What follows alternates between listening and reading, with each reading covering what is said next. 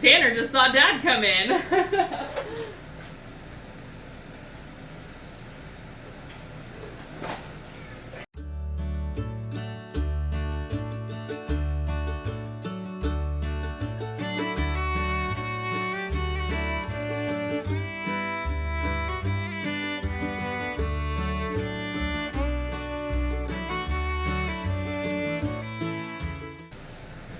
Hi you guys, welcome back to Kirstie Farmstead. If you're new here, my name's Kirstie, and if you are interested in farming or homesteading or canning or cooking or preparing food for your family, then this is the channel for you. I hope that you like, subscribe, and share our videos.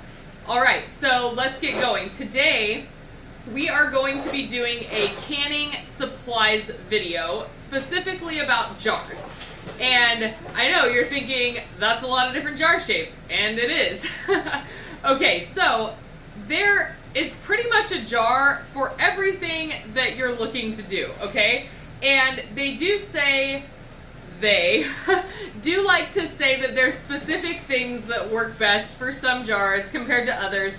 And honestly, personally, I put whatever I want in pretty much whatever size jar I want, okay? So, we're going to start with the jelly jars, and as they are named, they are specifically for jelly, jams, compotes, and relishes, but they don't have to be, okay? So this is the 4-ounce jelly jar, and this is the smallest actually approved jar that you can can in, which is a 4-ounce jar. They do have jars that have lug lids, etc. that can be canned in, but the smallest approved jar that you can can in is going to be the 4-ounce, okay? So this is a 4-ounce jelly jar, and they like to say that these are good for jelly, jam, mustard, and dipping sauces, okay? So I like to use this size as a gifting jar, okay? So anything that I am going to be putting in a basket for Christmas gifts, etc. Like here are my 2 examples of what I have currently canned in jelly jars other than jelly. I do have some jelly in these, but I mean, come on guys, let's be real. With 4 kids, a jelly jar of jelly will last less than a whole round of sandwiches. Okay, so I have pickled Mexican sour gherkins, and I have pickled beets. That is what I have in both of these, and they were both made for gifting in baskets for Christmas. These ones were made for a Bloody Mary basket, and these ones actually might have been made for the same thing. But anyway, so I'm just encouraging you to think outside the box. You don't only have to put jelly in a 4-ounce jelly jar.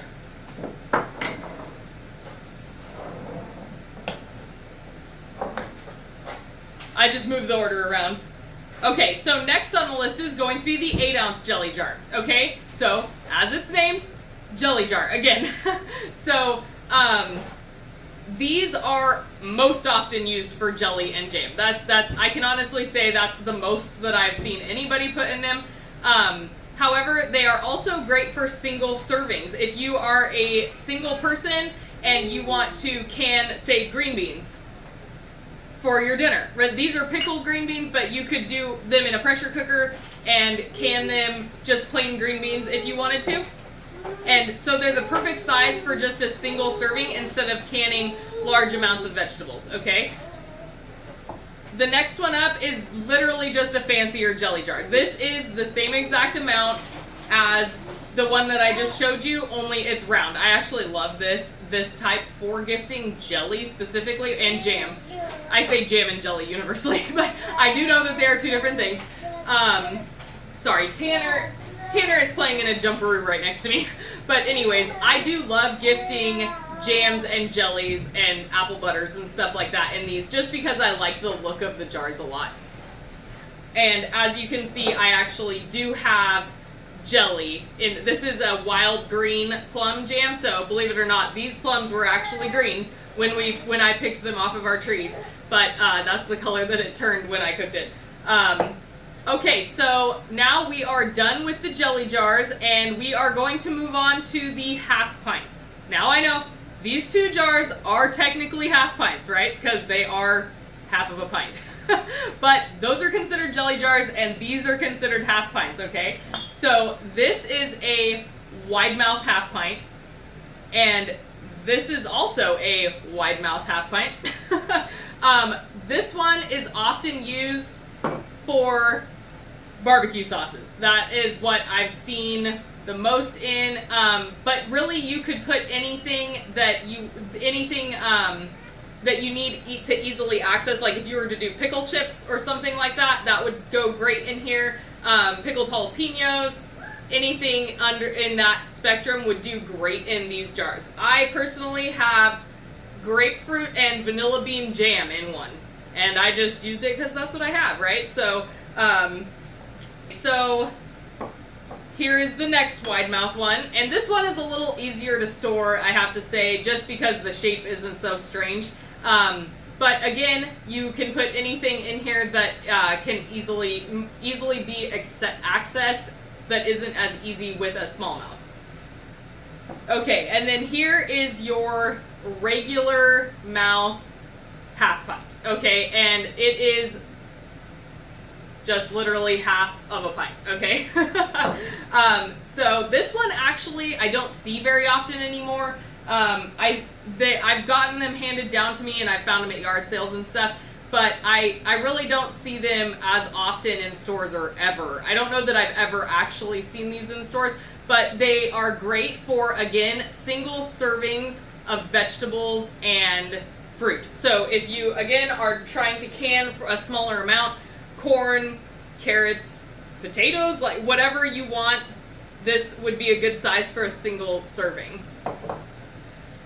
All right, now, again, I have peach jam. I have jam and jellies in probably every size jar. I had to actually like split it up in here a little bit. That's why I put like the beans that I have in a jelly jar over there.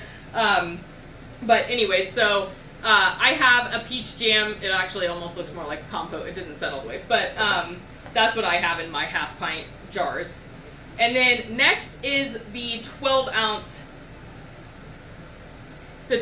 jelly jar. We were not done with jelly jars yet. I thought we were, but I stand corrected. Okay, so this is the largest size of the jelly jar. I do not have any empty ones right now, but they are most commonly used for larger portions of jams, jellies, marmalades, and compotes. Okay, I love them for hot sauce. Okay, they are 12 ounces. It's the same size as you would get hot sauce in the store most of the time. I know there's some 8-ounce jars too, or 5-ounce, but I love the 12-ounce sizes.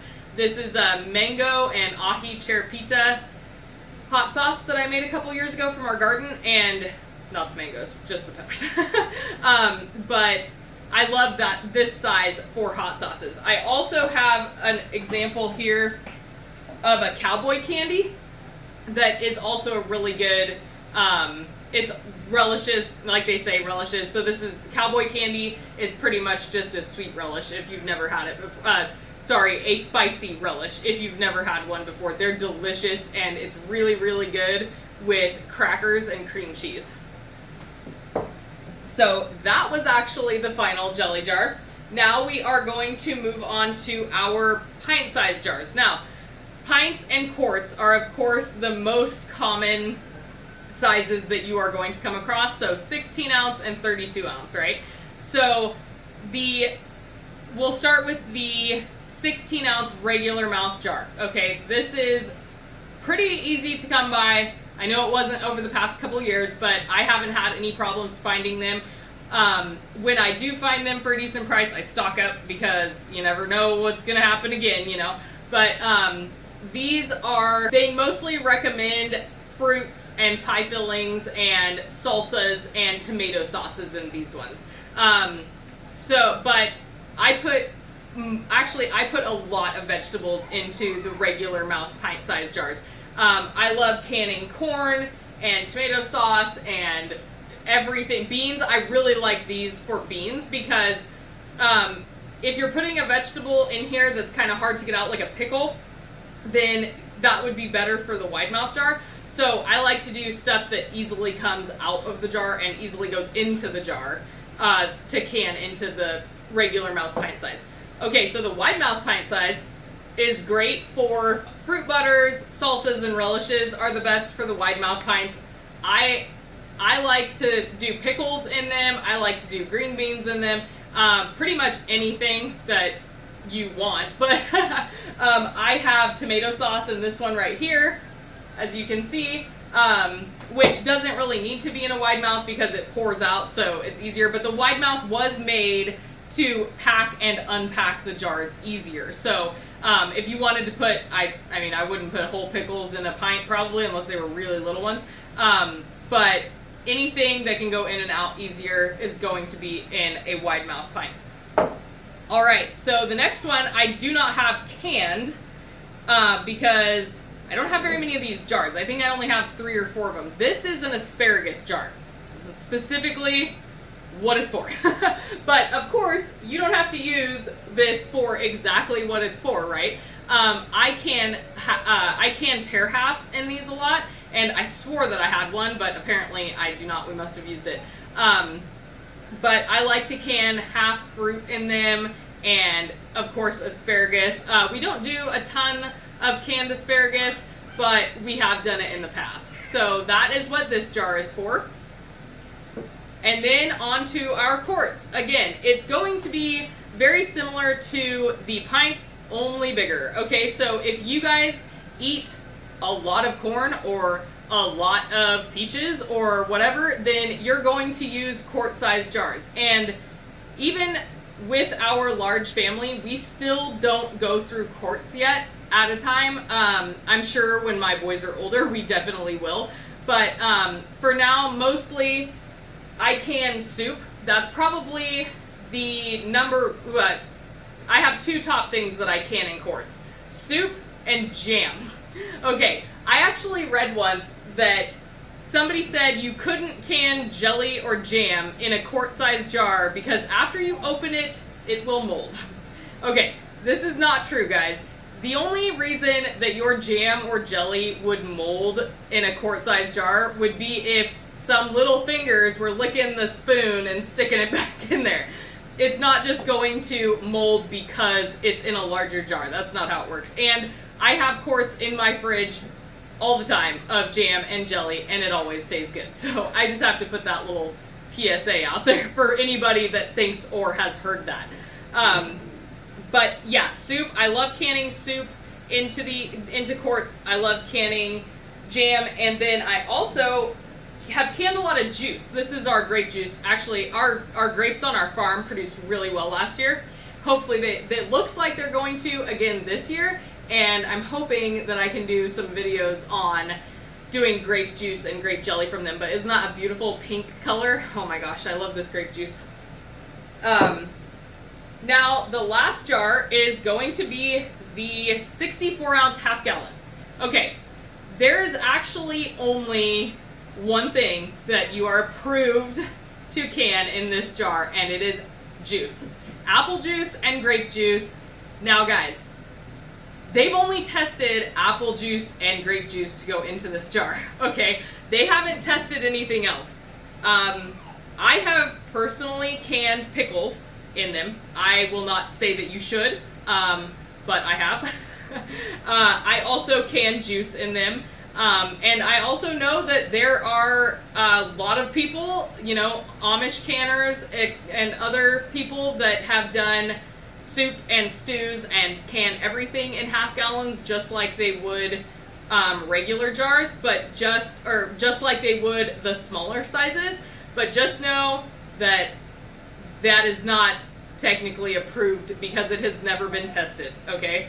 Now, a little bit about that. I think that there should be a differentiating viewpoint on if something is not safe or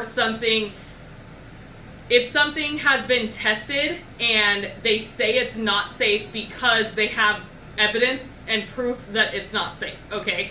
So for instance, they have tested pumpkin butter, and that is a tested recipe that they say botulism can grow on the inside of the jar because the heat does not penetrate all the way through the pumpkin butter. that is tested and proved to be unsafe. Now, I'm not arguing if it is or not, that I'm just saying that that is what has been tested. It is not the same as saying this item has never been tested, so it's not safe. You can't know if it's not safe just because it's never been tested, right? Okay, so like saying that pickles in vinegar aren't safe in a half-gallon jar because it's never been tested is kind of ridiculous to me, right? I mean, come on. So just use your brain and do research and be diligent and do what you believe is right, and make sure that you are always being safe, but also make sure that you question things that you hear and don't just regurgitate stuff that isn't proven. Okay, so that is, I also love to keep my freeze-dried food in half-gallon jars that we are going to use in the house, because we just put not oxygen absorbers. We just put moisture absorbers into the jars so that they stay fresh, and we keep them right on the shelf so that we can open them and close them. And if you put oxygen absorbers in here like you would with a Mylar bag, then it wouldn't stay as fresh as with the moisture absorbers. So we really like to use half-gallon jars for that purpose also. So, all right, you guys, I hope that you have enjoyed this video. If you did, please like, subscribe, and share with your friends. And as always, have a blessed day. Bye.